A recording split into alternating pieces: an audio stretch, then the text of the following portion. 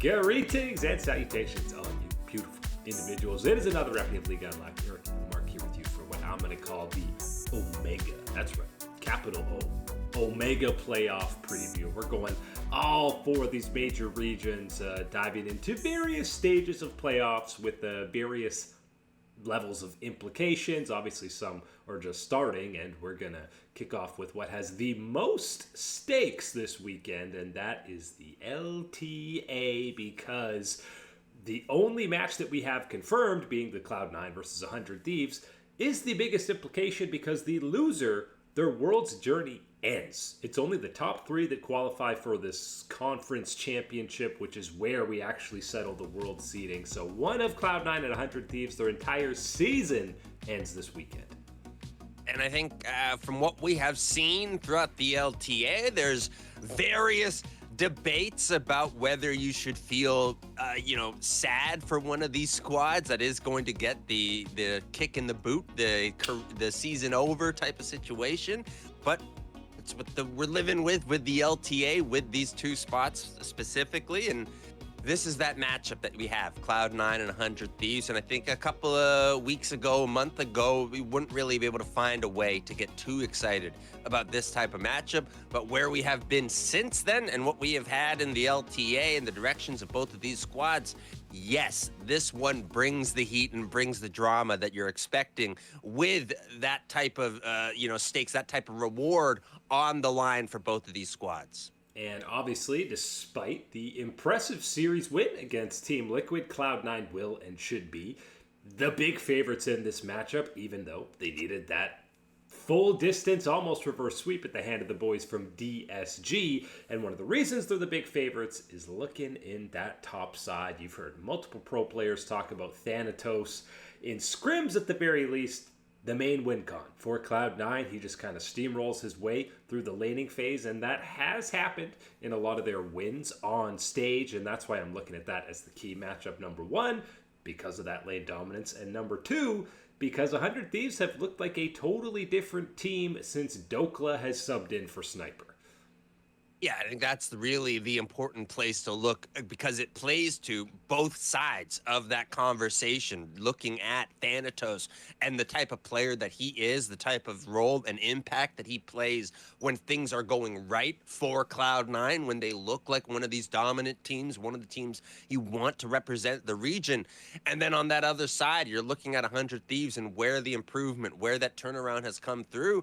And I think, yeah, no question it's been with Dokla stepping into this lineup, and certainly both the role of him actually playing games and what he brings to the team, and then what he brings to the team outside, off the riff, right? Helping coach up, helping mentor someone like Sniper, the rest of the squad, with his vast experience in the LCS at this point, LTA, really is one of those ones where I think that, yes, that top side is going to be where all that attention should be and is going to be at the very beginning. I'm not sleeping on the mid lane, though. I think that is certainly also going to be one of these positions that you got to be looking at. Loki, last time around being the big hero for Cloud9 and to make sure that they're staying alive. Looking at Quid on the other side, we know how good he has been since he has come to the LCS LTA, and to see where he can, hopefully solidify his spot within the LTA LCS as far as how you view him and what teams and what opportunities are going to be there for him next year, knowing that 100 Thieves is not going to be continuing in the LTA. And remember, this is the exact same scenario, basically, that we had last year. A heavily favored Cloud9 going up against an underdog 100 Thieves with worlds on the line, and it was 100 Thieves coming away with that upset. Obviously, this is a different Cloud9, many different players on the squad, more savvy veterans, if you will, with guys like Sven coming over, but again, based on the previous round, it's not out of the question that 100 Thieves come away with an upset again. And I think one of the things that I seemingly, maybe I'm too much of a golden glue fanboy here, but I think that again, his type of positive mentality and his way of connecting with the players is something that we have seen through a lot of the backstage things, is that he is going to be one of these factors when I'm looking at it in the series and how it'll play out, how it can help his team find that next level of performance. And I still haven't quite gotten that from the Cloud9 coaching staff. I haven't seen that type of angle, that type of edge that they're able to provide for their players. And I think that's going to be, again, when you got to count on everything going your way, getting into your corner to give yourself the advantage, that's when you got to have.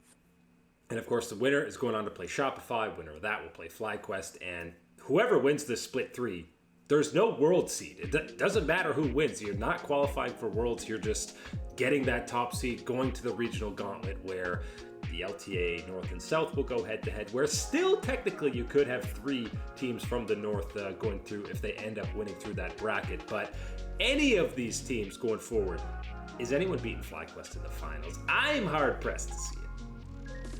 No, I'm not seeing it happen, and it's certainly not after last weekend and seeing that type of answer against a rising Shopify rebellion and the way that they showcased exactly what that, okay, you're improving, you're doing better, you're showcasing some power within the region. This is what real power looks like at this point. This is what it takes to even be a consideration on the international stage from our region, is being a squad like FlyQuest, showing the improvement and that hunger for to become an excellent squad. That's that next level, and we've seen that from FlyQuest. You've seen what we're busting out, Tryndamere in the jungle for Inspired, Gakos looking solid in that top side, providing another angle to keep developing for this team. I think, again, still over the moon happy about what we have seen and continuing to see from this FlyQuest team. And let's be honest, it is a bit of a flex to be throwing in your sub in these high-stakes playoff matches. And I'm pretty sure he's going to play at least one game in the finals, regardless of what the scenario in that best-of-5 is. We go from maybe the highest implication matches to what actually has already happened. We already got playoffs kicking off. Of course, the LCK, the play-in stage. We get that Legends versus Rise group. We're talking Nongshim going up against the Bros. And of course, the drama is always there in the LCK when you bring the Rise group. As we go the distance to Game 5, everyone gets all excited for Silver Scrapes. And this one is basically over before 5 minutes with a few dud dives in the bot lane for the Bros. I'll give it 6 minutes. I'll do that slight extension of worthless 1 minute extra on top of there. But yeah, this one was done and dusted at that point. All that effort, all that stress and sweating to get to Game 5 just to blow it like that. Yes, but the Nongshim Noodle Boys coming on through. First series win since May, something like that along the lines. Very believable, given what type of teams, what type of monsters you've been going up against. But at least got to give them credit for where it's due for getting it done against the Bros. And let's give a moment of appreciation for the mental fortitude to not win a series in nearly 4 months. And by the way, that last series win on May 30th for Nongshim was against T1. Remember, T1 went into that road to MSI slumping a bit after getting smacked around by Nongshim? That feels like that was last year, not even like last split. I genuinely don't believe I can come up with a traditional sports comparative at this point, because in no traditional sport could you lose that many games in a row. Be relegated, or you're far and away the worst team in the league. Somehow end up in a playoff series and get it done like this. There is no comparable for what we have just seen in the LCK, but that's just what goes on when you have these, Rise groups and whatever type of situation. Credit to Nongshim for getting it done, but I think a lot of us are certainly going to say the level up, the step up that is required to keep going at this point is going to be pretty extreme. We got another Jungle Silas sighting. Wasn't so good for Kroko in this one, but always excited to see the top dogs when they're going to be pulling that one out. And then the Tarek for Lahens helped get him MVP, which is a pick we've seen a couple of times in other regions that's definitely rearing its head, especially deep in the draft bag when we're getting into Game 5s. Silas is certainly the fun, interesting type of one, and one of these ones that makes you dream, right, about the Kanavis of the world, owner, all other guys trying to give it a try and seeing that skill set, seeing that explosion that can come through with the champion of that abilities and what he can take away. But then you go over to the other side of it, and I'm looking at that Tarek pick. I think that is certainly one to keep an eye on as you move through. It provides something different in that bottom lane, and for everybody else as you move through these later team fights, and the coordination and synergy of that ultimate. If it's on, I don't know if there is a stronger one for a lot of these team fights in the game, and it is certainly a game changer in the hands of someone as experienced as Lehens. So obviously they haven't, Nongshim hasn't qualified for that main bracket stage yet. They're on the winners match where they will face the winner of D plus Kia and BNK Furex. Obviously, everyone, we gotta see D plus against Nongshim to see this Legends versus. What is the gap from the worst Legends team to the best Rise team? I think it might be the most D-plus thing ever to just blow it and not get there to that point. Find a way to crumble to BNK. But that's not what myself and I think a lot of the fans want to see out of the LCK and the type of matchup that we could have here. But again, from what we have seen from that lower group and everything else, and knowing that, yes, that still was a challenge for our Nongshim boys hanging out in the top squad still, but I think that this is going to be one of these matchups where, yes, everything goes right. D plus Kia should be finding their way through to get that type of matchup against Nongshim. And they do have, multiple opportunities. Well, not multiple. 2. I guess that's multiple. You can go down to losers and requalify again, but there is a little bit of leeway and running room for all these squads in this play-in stage. It's not the play-in stage, it's the real deal when we get to the LEC playoffs after their week hibernation, and we're going to look specifically at the more tasty matchups because, squads like Giant X, BDS are kicking things off, but I'm looking right at MKOI versus Fnatic, G2 versus KC, and MKOI Fnatic first because we've been very critical of the scheduling in the LEC. And one more time, allow us one more moment. Fnatic will have last played on August 17th when they match up against KOI. That is 22 days in between matches on the Rift, and that is approaching like off-season lengths in the middle of the season. That's simply unacceptable. Unacceptable under any type of circumstances and explaining, I think, at this point. There's one possibility, and this is trying to, again, find the silver lining amongst a billion lightning clouds type of thing, is going possibly this type of schedule, this type of break at this type of time has been one of the reasons why Poby has been able to find success with this Fnatic team, that there has been such a long runway, such a long timeline here of a lot of downtime, low stress type of situation, as low stress as it can be, frankly, to be at that point and to try and, build up chemistry, build up synergy, all these things and integrate them into that lineup. That could be part of it. But at the end of the day, I still would be on the side of not having that type of practice, not sharpening yourself against the edge. That is that top competition that you can have in the region. That's certainly going to be something I think that can hold back a squad like Fnatic. And ultimately, I think the way that we'll see them perform throughout this playoffs is going to be the biggest indication of that. And the worst part is, and we talked about it at the time, going into this long break, the last series was that G2 one where they got absolutely pumped. So they just been stewing and brewing and marinating on that series loss. So hopefully we're seeing a reinvigorated, angry, and hungry Fnatic to play some games on that Rift. But they're going to have their hands full, obviously, against KOI, who've played much more recently. They played the last week of LEC action. That other enticing, tasty-looking LEC matchup is, of course, G2 versus Carmine Corp. And G2, despite the easier schedule, Fnatic really the only actual test, their numbers through those 4 series that they played are absolutely astronomical. They have nearly triple the team KD of any of the second-place squad in KC, over 3 for a team KDA is absolutely insane. And they have yet to give up an Atacon or a Baron. They've got 100% of both of those neutral objectives in their 4 best-of-3 series right now. So they look primed and ready to pick up their first title of the year. It feels like we're at a fancy restaurant, and there is one prime seating right by the window. Everybody wants to be there. That's the spot to sit type of situation.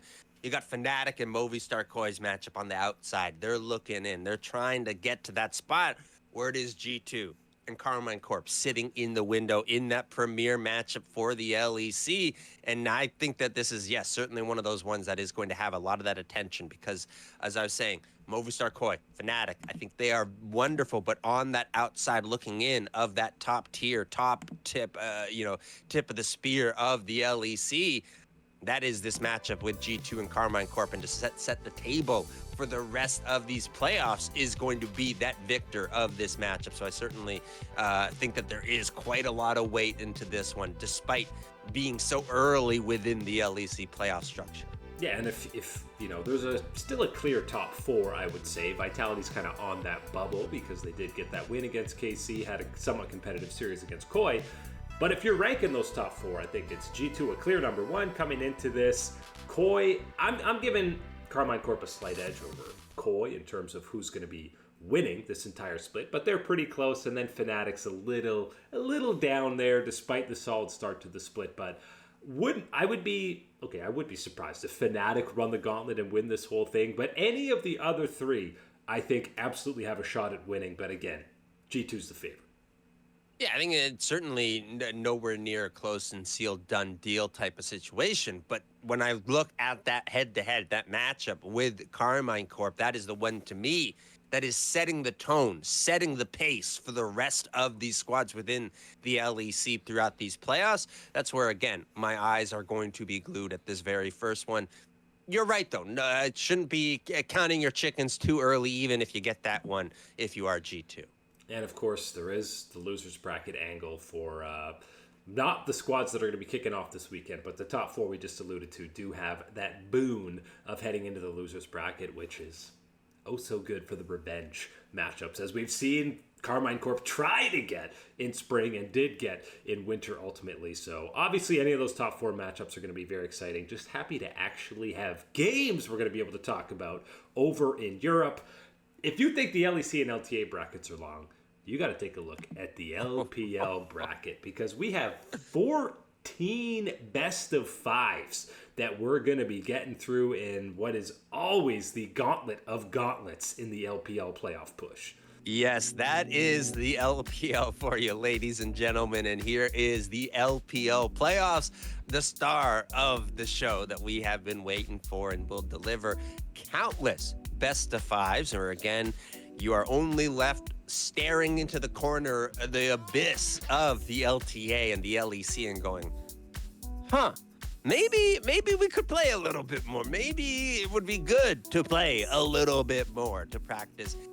Unmatchable. I think the way that when you look at what the LPL is going to offer for us, and especially from the fan perspective, we get to sit back and see these amazing series. I mean, you're basically playing 2 splits worth of best of 5s for other regions, except for the LCK, in like one playoff gauntlet. And the first matchup's happening over the weekend. I'm immediately drawn to that IG versus EDG matchup. EDG obviously not surprising, but taking down the Ascend group to get here, and EDG have far and away the most dominant numbers statistically through LPL Split 3, obviously.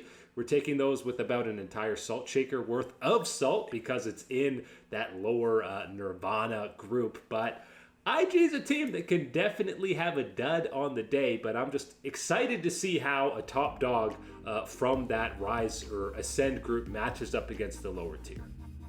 I'm going without sodium for the rest of the month if that's the amount of salt we got to take for this EDG one. Understanding, yes, those numbers are extremely impressive. Understanding that is without the top tier teams in that type of ecosystem, the matches that they were playing.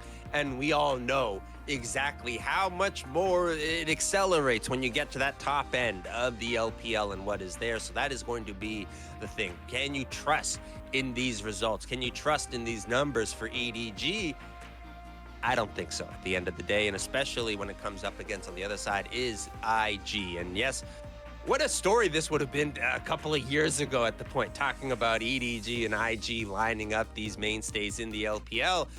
Been a while since we've had them have a matchup like this with the stakes that will be on the line for them as they head into this one. Yeah, EDG did a great job speed running into irrelevancy since that World Championship and 2022 year when Viper and the boys were on the squad, but still two of the most iconic franchises in the LPL. And Angel has far and away the craziest numbers of anyone on EDG, but unfortunately, you're matching up against a resurgent rookie who's looking like he's found that peak form. The other big LPL matchup over the weekend to look at is BLG JDG. I know people are a little surprised Top Esports didn't pick JDG because they dominated them in the regular season. BLG going to be huge favorites here. The only way I see JDG coming away is we get the Mega Jeune buff for a revenge game against BLG. And Scout he had basically 2 good games in their last series. Somehow finds that MVP level form, but against Knight, seems unlikely. I don't know what is less believable is that, Top Esports passing over JDG because of, yes, the runs that they've had against them this year specifically. Very much so would have thought that would have been the prime opportunity for them. But even more so that I think we're at the point where you're going to have to bet, you're having to rely on Scout and the performances that we have seen from him this year. Pretty unbelievable that would be at this point, and that was where we're at. But what it's going to take to get by BLG at this point. I think you're right also pointing out, Jeune, getting that revenge game would be a big deal, would be one of those things that you can motivate yourself and get a little bit of that extra energy, a little bit of the extra swagger on your side for. How much is that going to factor in? And is that factor enough to push you ahead of a squad like BLG? I don't think so at this point for JDG, but this is what it's all about, baby, in the LPL playoffs, is getting these type of ones where you're just not sure enough to call it, and you got to play it out and see how it goes, and that's how we get all sorts of upsets and dark horse runs here in the LPL playoffs. D plus Kia and BNK kicking things or continuing this push for basically from there, we're going to have a week straight almost of playoff games across one of these major regions. So really hitting that full steam ahead best part of the season across the globe. But that is it today for League Unlock. Eric and Mark here with you. Absolute beauties. Thanks so much for hanging out, and we will catch you on that flippity flip.